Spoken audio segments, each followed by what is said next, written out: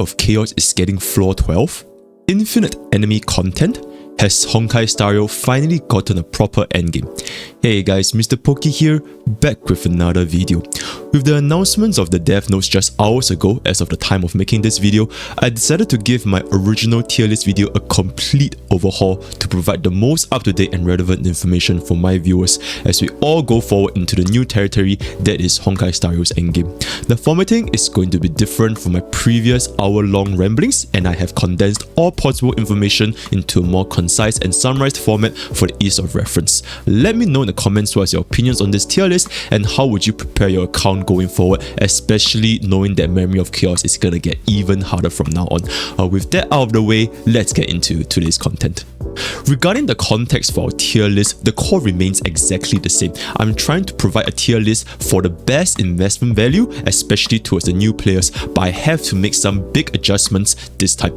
For the longest time, we believe that Honkai Star Rail would not have an endgame, or at least one that isn't challenging, since there's only Memory of Chaos 10. With Memory of Chaos 12, this opens an entirely new Pandora's box of even more flaws going forward, and I wouldn't be surprised to see MOC14, 16, or even 20 in a few years down the road. With the any content difficulty increasing, one's unit roster as well as their power scaling has to be able to keep up, and that is the key change to our tier list going forward. So listed above are the key criteria for our tier list, with the key objective still being the best investment value. Biggest change is essentially targeting our tier list towards future unit valuation. How long can one use a unit before they are accessible to other or even better alternatives? We will no longer be looking at the fastest way possible to reach 30 out of 30 Memory of Chaos. Another update is that this tier list will only consider the hardest stage as of the time of making the content. So for version 1.4, we will only be evaluating a unit's performance in the final stage of Memory of Chaos, which is currently 10. Right? If one cannot clear Memory of Chaos 10, then one has not truly beaten the endgame. Not to mention, Memory of Chaos 9 and lower levels, they automatically make us hit harder as well as make the enemies hit softer due to the levels difference. So this will also be the case for Memory of Chaos 12 going forward into version 1.6, as well as the pure fiction tier list that we will be working on when the mode is released. New to be introduced is that we are also introducing an OP tier this time.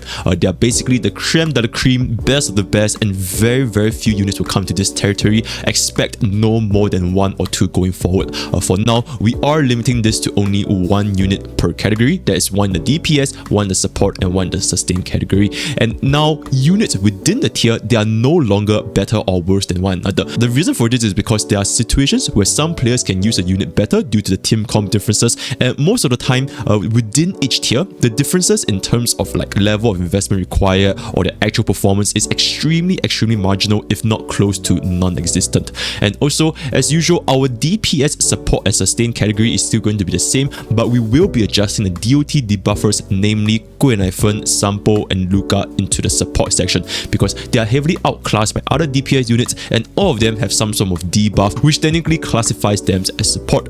And then for one last thing, to just refresh our memories, all of our 5 stars is going to be at E0 and all of our 4 stars is going to be at E6. Some notable light cones will be included that may improve a unit's ranking, and going forward, all of the 4 stars will still be evaluated at either 6, especially when we refer back to the very first point, which is future unit valuation. It is a matter of time before we get an E6 4 star, but for most non-whale players, you will never get multiple items of a 5-star unit, especially if they are limited units, right? So until further notice, or if MOC12 throws out another curveball, then this will be the context for our tier list going forward. Now, starting with always our most controversial tier list category, the DPS tier list. And first of all, introducing the 2 new banner units, Jingliu and Topaz, and their rankings are as follows. Jingliu comes in guns blazing, going straight to the OP tier based on her E0 performance. She has one of, if not the highest damage output in an E0 DPS, to the point where she can be used in both MOC10 first or second floor just because of the amount of damage she's outputting. She's extremely easy to build right off the bat with 50% crit rate from Tracer bonuses alone.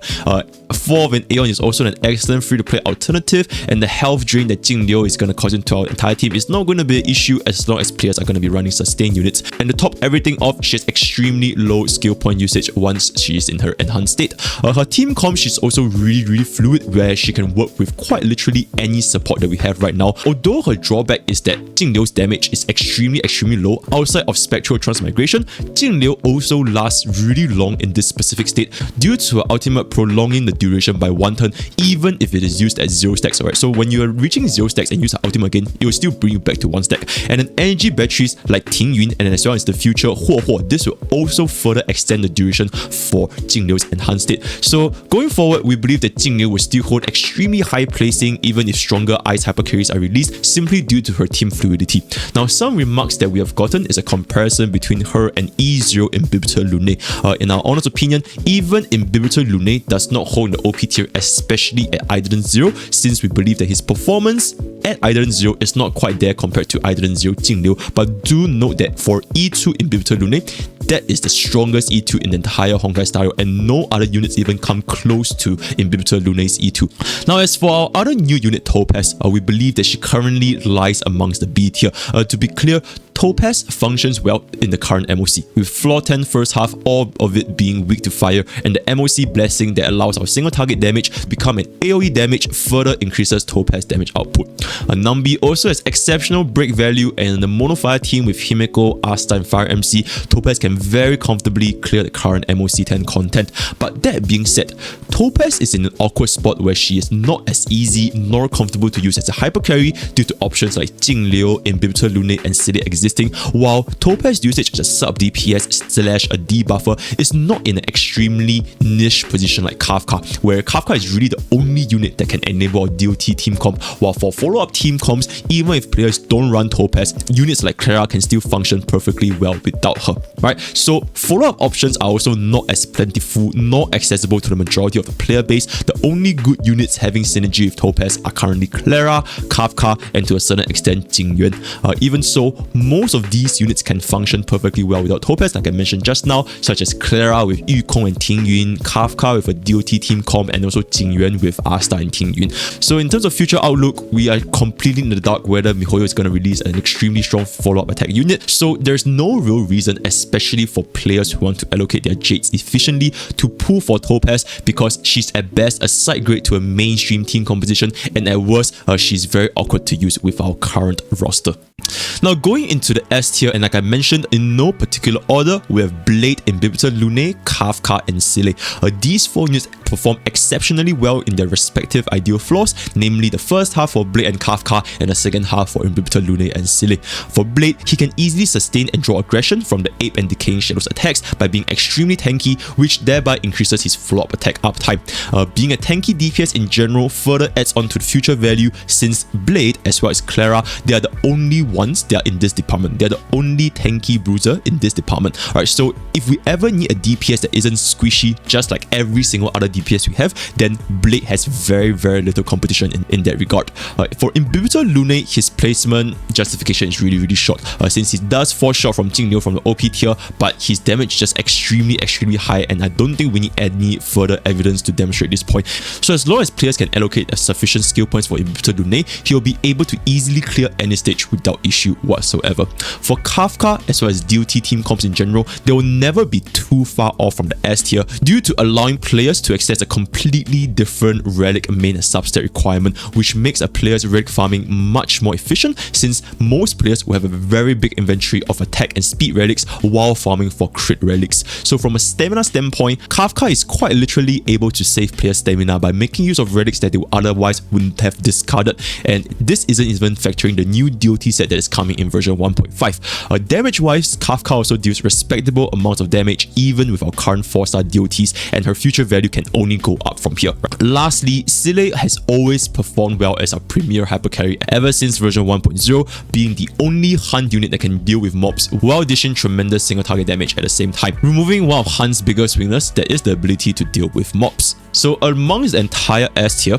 all of them can either deal tremendous damage or have excellent future values that players can comfortably use, and players would not have to worry whether they might get outclassed or outpaced by other DPS units going forward into the future.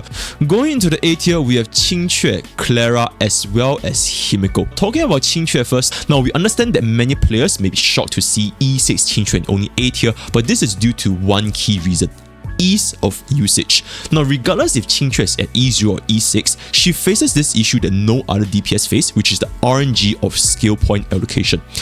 As a player, you could save 5 skill points for Qingque to use and just do a massive enhanced attack, but if Qingque gets 4 of a kind in a single skill point, or god forbid outside of Qingque's turns, then you would have essentially wasted potential skill points that could have otherwise gone into supports or your sustains. On the other hand, players could also use all of their skill points only to not get a 4 of a kind and completely waste her damage potential. Aotaki having a 24% fixed chance of triggering is a further layer of RNG on top of the previous 2 points, right? So you either do not have enough rolls to trigger Aotaki because you managed to get 4 of a kind in a single roll, or even no rolls, or players trigger Aotaki without triggering the 4 of a kind. So because of all these, on YouTube, great way to use Qingque as a content due to resets and big numbers on the damage, but in reality, Qingque's usage is more uncomfortable than players think, and in my personal opinion, there's just no world where I'll recommend players to invest in the E6 Qingque over an E0 Silly, right? So that being said, there is no penalties for retrying a stage in Honkai Star Rail,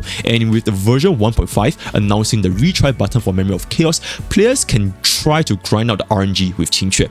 Her damage potential is definitely up there, which is why she's even in A tier and not B tier, with one of, if not the strongest, skill into enhanced basic attack combination with high enhancement stacks, Aotaki, support buffs, and debuffs. Qingque also functions really well in MOC10 second half against the Swarm, especially during the period with Dissociation debuff, where almost every single time whenever we use Qingque, she's gonna be able to land Dissociation.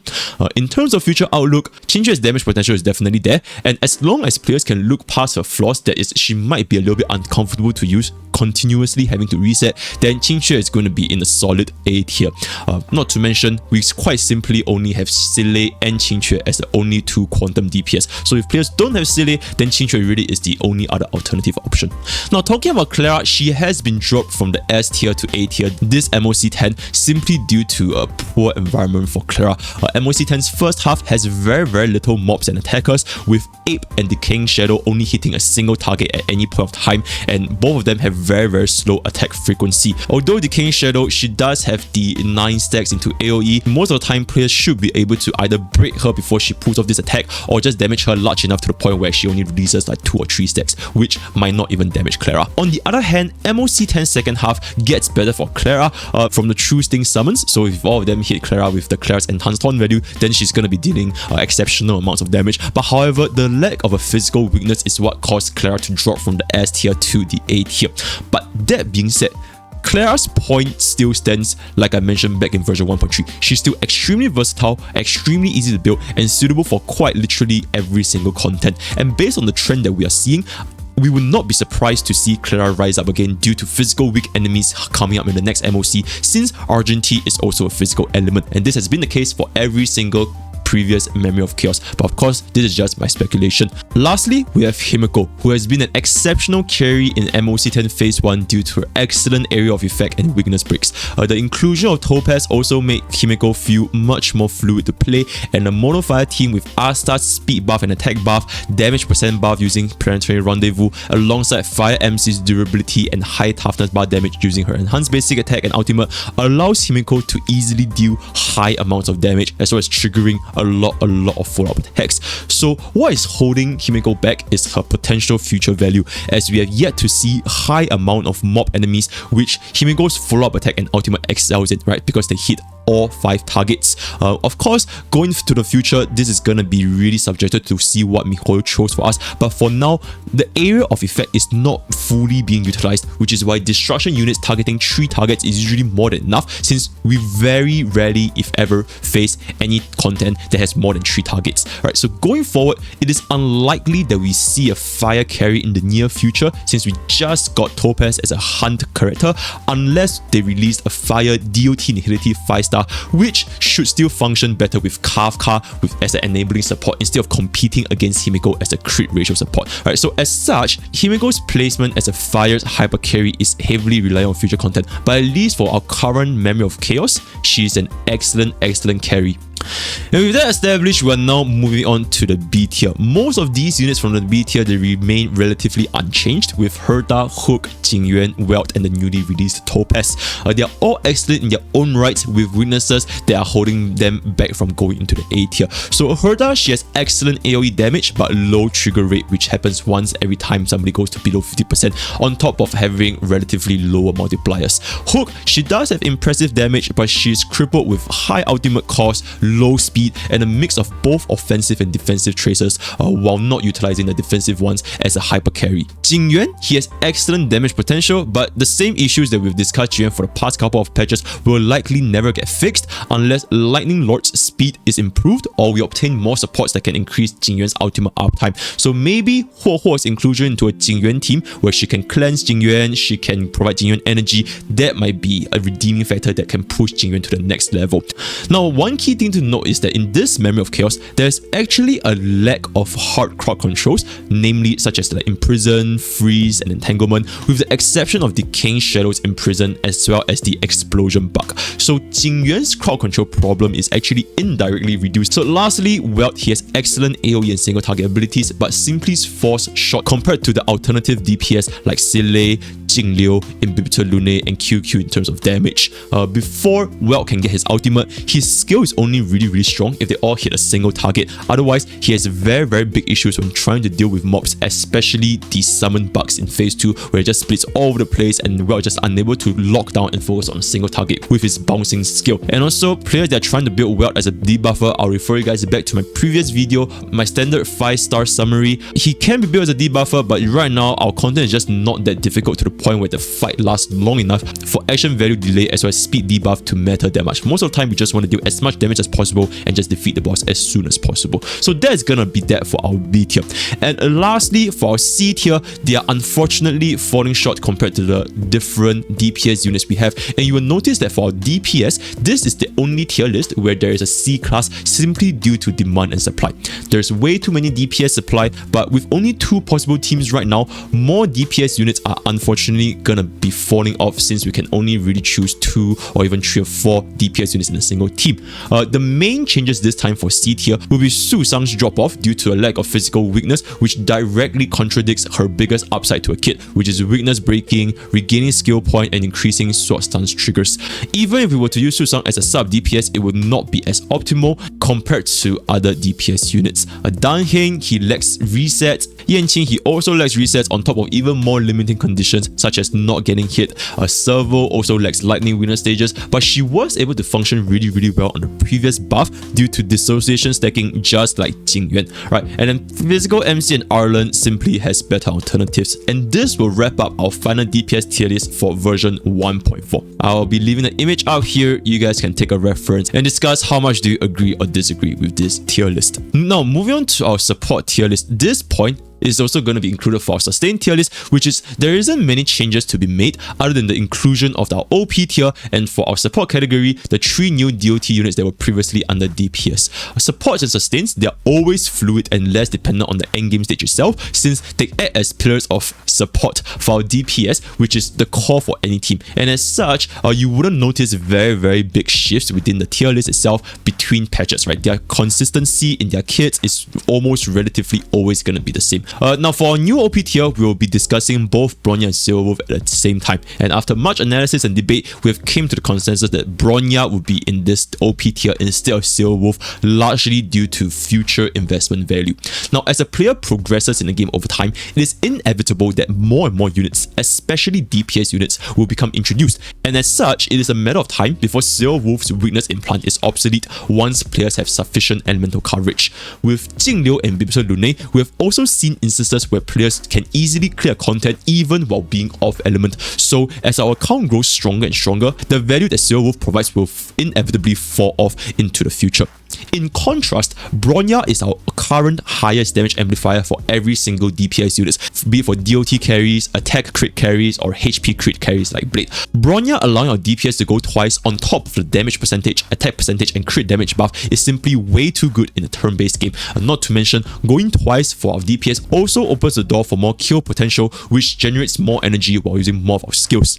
Despite Bronya's skill point issues, getting her signature 1 Light Cone as well as her Ident 1 will greatly reduce the skill point issues, even by maintaining skill point neutrality via basic attack and skills, still allows Bronya to hold a very high damage amplification.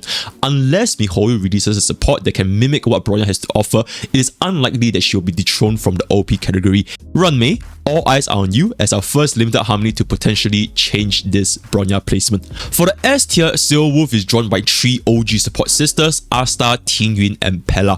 Tingyun's placing should be no surprise to anyone, being the sole energy battery in the game, and even with the inclusion of Huo, it does not compete with Tingyun's role as a skill point positive support that also buffs attack percentage and damage percentage.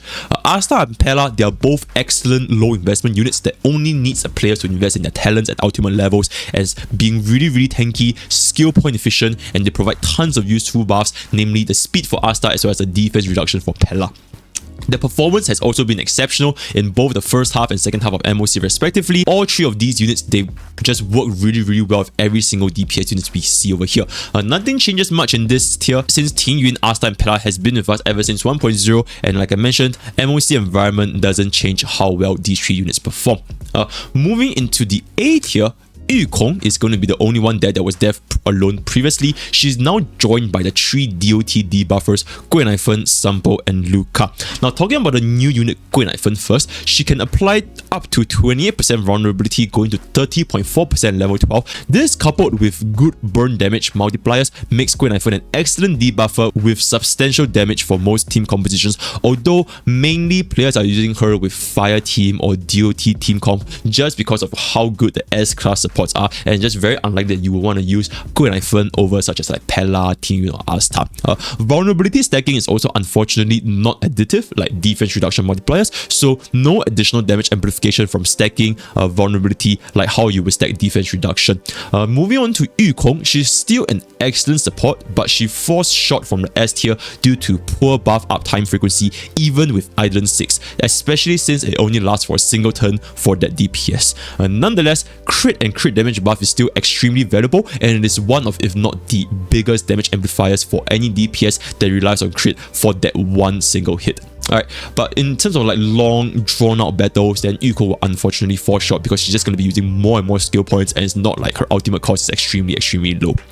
Now, talking about Sampo and Luca, they are both excellent, but they are in the niche situation. Sampo for DOT team comps, specifically with his DOT damage vulnerability, and Luca for physical weak enemies to apply extremely powerful bleed and triggering those bleeds for additional damage. And this will wrap up the version 1.4 support tier list. Note that there is no B or C ranking supports, as every single support can be utilized by some DPS. Refer back to my previous point on supply versus demand back for the DPS tier list. Now, moving on into our final tier list, the sustained tier list. Just like support, there isn't much changes to be made other than the inclusion for our OP tier list. Look forward to Huo's placement 6 weeks after this video is released.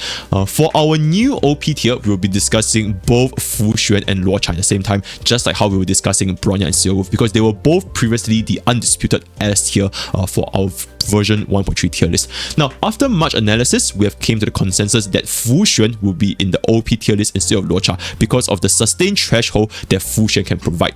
Luocha, he can keep our team perfectly healthy for the most part with skill point positivity, buff removal, and a talent passive heal. Unfortunately, this is going to be tricky when players face attacks that may one-shot their team, or if a unit receives too many simultaneous attacks such that Luocha's emergency heal once every 2 turns is unable to keep up with the damage that we are receiving. For Fu Xuan, she can consistently keep our team alive due to damage mitigation and damage sharing, and we really only face issues when it comes to sustain if our Fu Xuan is poorly built with insufficient health or defense. Now, a key thing to note is that Fu Xuan, she can prevent one-shot situations where Luocha cannot, while Luocha cannot prevent one-shot situations where Fu Xuan can't, right? Such as a very high damaging nuke like True Swarm, or consecutive hits like unfortunate targeting from like the horses or decaying shadows, which can only trigger Luocha's passive once every 2 turns. So because of this, Fu Xuan is going to be in our OP category. Going to the S tier is going to be Luocha, and really there's just Luocha alone, since none of the other supports come close to the comfort and ease of use Luocha brings to the table. The passive healing ensures that our entire team is almost always at 100% health with very little skill point used, and only for extremely niche situations like all full targeting or simply underdeveloped units would Luocha fail to sustain the team. But then again, this can be applied to every single other sustain unit. If you guys just didn't build a team well, or if your team is just constantly facing this kind of like one-hit situations, you are going to be facing issues unless you are fusion. Hence, this will solidify lower charge placement as our only S tier sustain. Now, for all of our other sustains, they are all deemed to be in the A tier, specifically for this Memory of Chaos. The reason why we move all our sustains to A tier is quite simply because all of them have the ability to easily solo sustain our team in our current MOC content, and as such, no one should be below this standard. But going forward into like more difficult content like MOC12, then we might start to see a divergence in terms of tier list, because some units might actually not be able to solo sustain our entire team, right? So for Fire MC, notably in our current MOC10, it is extremely easy to manipulate the Apes targeting with Fire MC skill, and the taunt goes beyond Apes targeting, which further guarantees our team's survival. Japart, Natasha, March, Lynx, and Pailu, there's no drastic changes in terms of content, with Japart being one of the better sustains amongst the entire A tier due to the increased taunt value naturally and an almost impossible to break shield even against True Swarm's ultimate. Do note that the shield will definitely break, but our team will most certainly survive. Do note that Lynx's ultimate cleanse can be used to remove wind shear, which cancels the horse's tremendous arrow charge up attack, while Pailu's invigoration, it does not work with wind shear, so players are advised to use Pailu for the first half of MOC10, where one shots may be more frequent, like Ape and Decaying Shadow. They're all single target damaging, so if they all single target your single unit, then at least Pailu Revive can see some sort of application over there. Alright, so this will wrap up the 1.4 support tier list update. And with that, we've come to the end of version 1.4's entire tier list update. Hope that this content helped you better decide which units should you focus on in an arsenal, as I believe that unit development is going to be extremely important once Memory of Chaos 12 and Pure Fiction is going to be released in version 1.6. Stay tuned for version 1.5's tier list with Huo, Argent, and Hanya, and I'll be looking forward to unpacking Huo's unit analysis in a few days. That's all I have for today, and I'll see you guys next time. Take care.